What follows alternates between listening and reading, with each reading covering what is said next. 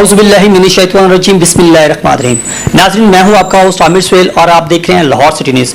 इस वक्त मौजूदा जौहर टाउन प्रॉपर्टी डीलर और बिल्डर एसोसिएशन के प्रेसिडेंट गुलाम मुस्तफा चौधरी साहब के साथ इनसे बात करते हैं कि क्या कहेंगे अपनी एसोसिएशन के हवाले से। सर अस्सलाम वालेकुम जी। वालेकुम अस्सलाम। सर कैसे हैं आप? अल्हम्दुलिल्लाह, आप ठीक हैं? अल्लाह का शुक्र है। सर क्या कहेंगे अपनी एसोसिएशन के हवाले से? माशाल्लाह मुसलसल पिछले 5 साल से आप प्रेसिडेंट हैं और लोगों के काम जो है आप करवा रहे हैं, क्या कहेंगे? अल्हम्दुलिल्लाह, पिछले 5 साल से मैं Johar town dealer and builder association को लीड कर रहा हूँ। हमारी पूरी टीम बड़े अच्छे तरीके से इस प्लेटफार्म को, इस यूनियन को लेके जो भी उनके ज़िम्मे काम है हमारे डीलर भाइयों के, वो सारा अंजाम दे रही है बहुत अच्छे तरीके से। अच्छा सर, इस वक्त जो मुल्की हालात चल रहे हैं, बहुत सारे ओवरसीज पाकिस्तानी भी हैं जो पाकिस्तान में इन्वेस्टमेंट करना चाह रहे हैं, तो कौन से ऐसे प्रोजेक्ट समझ रहे हैं कि जिस पे वो प्रोजेक्ट पे जो है फाइनेंस करें, या अपने बच्चों के लिए अगर वो घर बनाना चाहते हैं तो कौन से प्रोजेक्ट पे जो है बिलीव कर सकते हैं?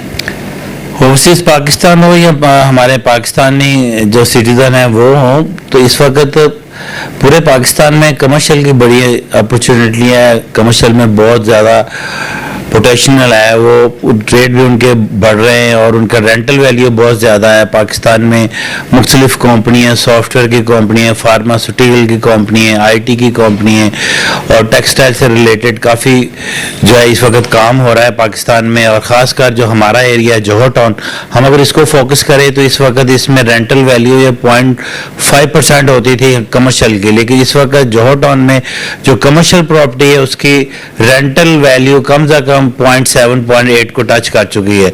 इस वजह से कि ये जौहर टाउन एक सेंटर पॉइंट है, आपका 0 पॉइंट होकर मोटरवे का जाने के लिए आपको 2 से 4 मिनट लगते हैं। आप किसी तरफ भी इस्लामाबाद जाना हो, मुल्तान जाना हो, एक्सेस बहुत अच्छी है, अप्रोचेस बहुत अच्छी है। जौहर टाउन में इन्वेस्टमेंट करें, जौहर टाउन की काफ़ी मेन्स हैं, कमर्शियल हैं, बहुत अच्छी इन्वेस्टमेंट है, प्रॉपर्टी के रेट भी बढ़ रहे हैं और रेंटल वैल्यू भी बहुत अच्छी है। अच्छा सर, इसके साथ साथ हम बात करेंगे मुस्तफा स्टेट एंड डेवलपर के आप चीफ एग्जीक्यूटिव भी हैं, क्या मशवरा देंगे? कौन कौन से प्रोजेक्ट पे जो है बड़ा हाईली आप काम कर रहे हैं और जो है हमारे पाकिस्तानियों को, स्पेशली लाहौरियों को, कौन से प्रोजेक्ट की तरफ लेके आ रहे हैं आप?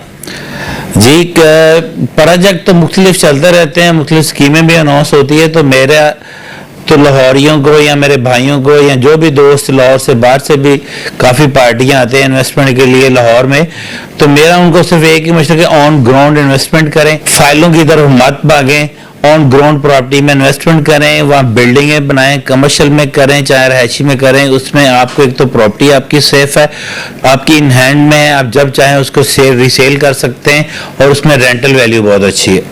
अच्छा मुस्तफा साहब, इस वक्त जो मुल्की हालात चल रहे हैं, जो टैक्सेस की भरमार चल रही है, क्योंकि रियल एस्टेट एक बहुत कमाल की जो है ये बिजनेस भी है और लोग इसको समझते हैं कि पाकिस्तान का ये जो है एक सेंट्रल हब जो है पाकिस्तान में बन चुका है इस वक्त बिजनेस कम्युनिटी के हवाले से, तो गवर्नमेंट इसको जो है बजाय इसके अप्रिशिएट करने के इसके ऊपर बहुत सारे टैक्सेस लगा दिए हैं, उस हवाले से क्या कहेंगे? उस बारे में, टैक्सेस के बारे में देखें, हमारे लाहौर रिलेटेड लाइस ग्रुप भी है, उसको भी मैं लीड करता हूँ। हम मुख्तलिफ फॉर्म पे ये आवाज़ उठा चुके हैं कि रियल एस्टेट या कंस्ट्रक्शन इंडस्ट्री जब चलती है ना, उससे कमोबेश 40 से 50 इंडस्ट्री है वो बसता है। तो ये गवर्नमेंट को भी इल्म है, गवर्नमेंट में के खुद नुमाइंदे ये पार्लियामेंट हाउसों में, असम्बली में भी ये चीज़ बयान कर चुके हैं कि जब ये चीज़ चलती है तो मुल्क ग्रोथ करता है, इनके टैक्सेस इकट्ठे होते हैं, रेवेन्यू जनरेट होता है और गवर्नमेंट को चाहिए इसमें रिलीफ दें, टैक्सेस को इस तरह आसानी पैदा करें कि लोग मुल्क छोड़ के बाहर ना जाएं।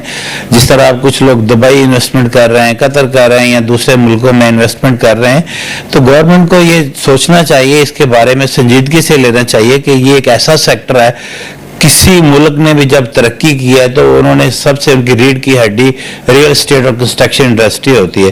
कंस्ट्रक्शन इंडस्ट्री चलेगी, उसमें रोज़गार भी लोगों को मिलता है, मुख्तलिफ इंडस्ट्रियाँ भी चलती हैं, रेवेन्यू भी जनरेट होता है, काफ़ी लोगों को फ़ायदा होता है और काफ़ी लोगों को रोज़गार। एक छोटी सी मिसाल है, एक घर ही 5 मरले का यूनिट अगर कोई बनाता है ना, उसमें कम से कम 60 से 70 लोग इन्वॉल्व होते हैं और मुख्तलिफ इंडस्ट्रियाँ शामिल होती है। एक छोटी सी मिसाल है, तो अगर लोगों ने बड़े बड़े प्रोजेक्ट अब हाई राइज बिल्डिंग में जिस तरह लोगों को सहूलतें देनी चाहिए, एलडीए में खासकर नक्शों के बारे में इजी वे होना चाहिए, मुश्किलात पैदा नहीं होती। कुछ लोग पार्टियां हमारी एलडीए से बजन होकर एलडीए में काम नहीं करते, छोड़ जाते हैं, बाहर चले जाते हैं, क्योंकि आप पूरे लाहौर में भी आप जिधर भी प्रॉपर्टी ले, आपको आ जाके नक्शा एलडीए ने पास करके देना है।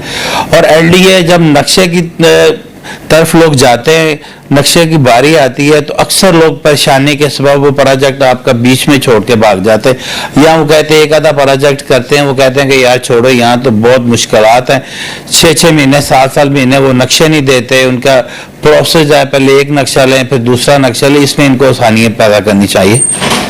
अच्छा सर, मोहतरमा वज़ीर आला पंजाब मरियम नवाज साहिबा बहुत सारे जो है प्रोजेक्ट और बहुत सारे काम जो है पंजाब में इस वक्त बड़ी तेजी से कर रही हैं, तो उनसे कोई अपील करना चाहें आपने रियल एस्टेट के हवाले से? आप जी मरियम नवाज साहब से हमारी यही अपील है, हमारे पूरे ग्रुप की जानब से, लाहौर रिलेटेड अलायंस की जानब से और जौहर टाउन डीलर एसोसिएशन की जानब से, एक तो एलडीए ने एक शिफ्टिंग सेल बनाया है जिसमें लोग बहुत परेशान हैं।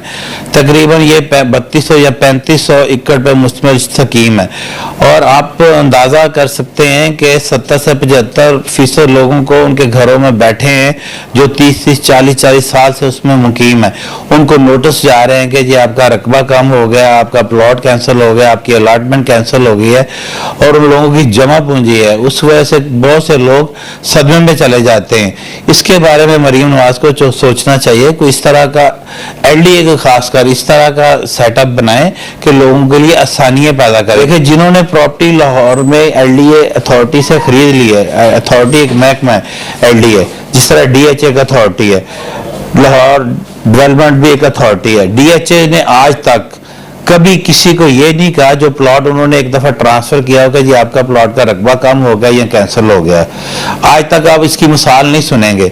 और जौहर टाउन में इसकी हजारों मिसालें मौजूद हैं, और इसकी वजह से लोग एलडी की स्कीम में प्लॉट लेना पसंद नहीं करते। वो समझते हैं कि हम इसमें अगर प्लॉट ले भी ले, ट्रांसफर भी करवा लें, बोनीफाइड परचेजर का तो कोई कसूर नहीं है, और कोई पता नहीं है 6 महीने, साल बाद, 5 साल बाद हमें नोटिस दे देंगे जी आपका तो रकबा ही नहीं है, आपका प्लॉट कैंसिल हो गया, इसकी डबल अलॉटमेंट होगी। इसके बारे में मरियम साहब को संजीदगी से नोटिस लेना चाहिए और कोई ऐसी पॉलिसी देनी चाहिए ताकि जो लोग अपने घरों में बैठे हुए हैं, जो बोनीफाइड परचेजर है, उनका कोई कसूर नहीं है, वो बेचारे उनकी जिंदगी की जमा पूंजी है, उनको ताकि तकलीफ ना हो। नाज़रीन, ये आपने सुना कि जो लोग अपने घरों में रहायश पजीर है उनके साथ अगर ऐसी ज्यादती होती है तो नहीं होनी चाहिए। मोहतरमा वज़ीर आला पंजाब मरियम नवाज से प्रेसिडेंट चौधरी गुलाम मुस्तफा साहब ने अपील की है कि कोई ऐसा काम ना हो कि लोग जो हमेशा यकीन करें एलडीए स्कीमों के ऊपर, और अपनी जमा पूंजी तो सारी जिंदगी की जमा पूंजी होती है, उसको खोने का डर उनको ना हो। इसके ऊपर लाहे अमल जो है फिल फौर और फौरी तौर पर मोहतरमा को लेना चाहिए, क्योंकि जैसे वो दूसरे काम कर रही हैं इस प्रोजेक्ट पे भी इनको काम करना चाहिए ताकि रियल एस्टेट में जो काम करने वाले लोग हैं जिन पे इत्मीनाद हो और अपने कारोबार को वो जारी रख सकें, और साथ साथ लोग जो घर को खरीदते हैं उनका इत्मीनाद भी गवर्नमेंट के ऊपर और रियल एस्टेट के कारोबार के ऊपर जो है इत्मीनाद रहे। इसके ऊपर मजीद बात करेंगे और कुछ दिनों पे और मजीद लोगों से। तब तक के लिए अपने होस्ट आमिर सोहेल को इजाजत दीजिएगा। तब तक के लिए अल्लाह हाफिज। Subscribe to our channel by clicking the subscribe button. Click the bell button and enjoy the latest uploads from our channel. Like, share, subscribe Lahore City News.